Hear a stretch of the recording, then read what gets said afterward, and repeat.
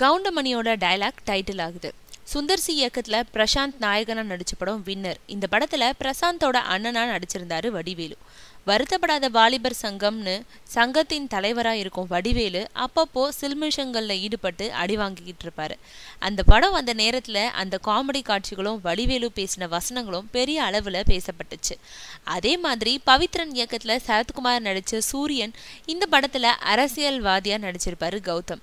வயிறு அருந்து போன போன்ல இருந்த அமைச்சருக்கு பேசுவாரு. அதோட பெரிய பில்டப்பும் தன்னை பத்தி கொடுப்பாரு. ஆனா கடைசியில இந்த வயர் அருந்து போய் 2 நாளாச்சுன்னு போன்காரர் சொல்லுவாரு. அப்போ கொஞ்சம் தடுமாறி போவோம் கவுண்டர்.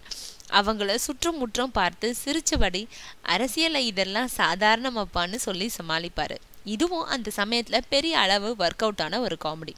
இந்த நிலையில வடிவேலுவோட வருத்தப்படாத வாலிபர் சங்கத்தோட பேர்ல சிவகார்த்திகேயன் ஒரு படத்துல சமீபத்துல நடிச்சிருந்தாரு. அவரை தொடர்ந்து இப்போ கவுண்டமணி பேசி நடிச்ச அரசியல்ல இதெல்லாம் சாதாரணமாப்பான்ற வசனத்தை கொஞ்சம் மாத்தி அரசியல்ல இதெல்லாம் சகஜமப்பான்னு டைட்டில் ஆக்கி இப்போ ஒரு படம் தயாராகிட்டு இருக்கு.